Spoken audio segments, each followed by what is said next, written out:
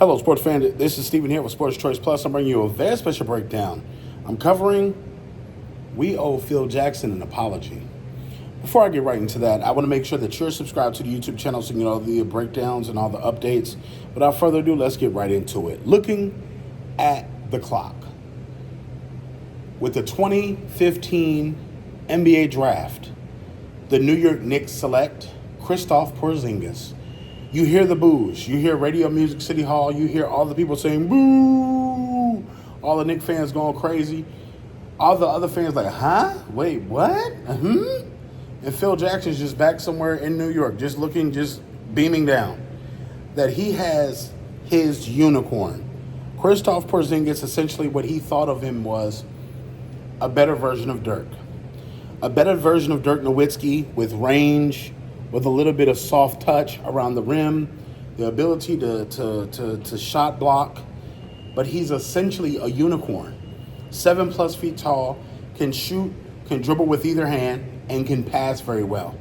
That's the line that Phil Jackson gave. That's the things that Phil Jackson saw in Kristaps Porzingis, and you saw it all come to fruition in Game 1 of the NBA Finals. You saw Kristaps Porzingis not only put on a display shooting-wise, but you saw him challenging shots at the rim. You saw him getting others involved with passes. You saw him setting up Jason Tatum and setting up Jaylen Brown. You saw him helping his team get that first Game 1 win. He's had a few stops in Dallas. He's had a few stops in Washington. He's had a stop in New York. But you're finally starting to see, when you put him in the right position, Kristaps Porzingis is your X factor. He's your unicorn.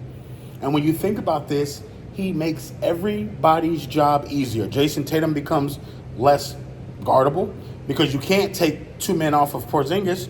You can't double down on Jason Tatum at this point because if you double down, they're going to throw the ball down and it's going to be a mismatch.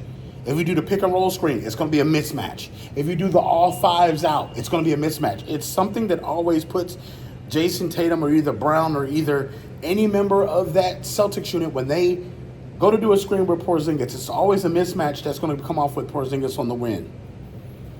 This is what Phil Jackson saw. In the triangle offense, Kristaps Porzingis would have been elite. As we saw, he couldn't stay healthy, but in New York City with that team, he didn't have the right tools.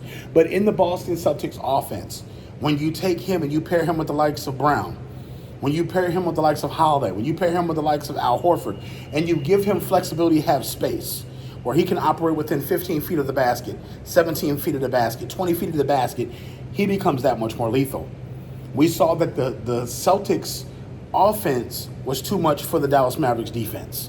You saw that the centers could not keep up with Porzingis, no matter if he was shooting threes, no matter if he was at the bucket, no matter if he was returning, no matter if it was a fast break. Porzingis was just a mismatch. And that's what Phil Jackson saw. And you're starting to see Kristaps Porzingis and the gamble that the Celtics took to take him in that salary is paying off. Now they're just 3 wins away from an NBA title. And you got to think, this is so fruitful and good because Kristaps Porzingis is probably licking his chops because this is his former team in Dallas. They didn't want him. That shipped him to Washington. So at this point, you got to keep in mind, Kristaps Porzingis is what we thought he was. In the Celtics lineup, when he's healthy and he's actually playing, he can do damage. You saw him be the X factor in Game 1. You saw exactly how special he could be, and he doesn't need the ball in his hands to essentially make all the plays.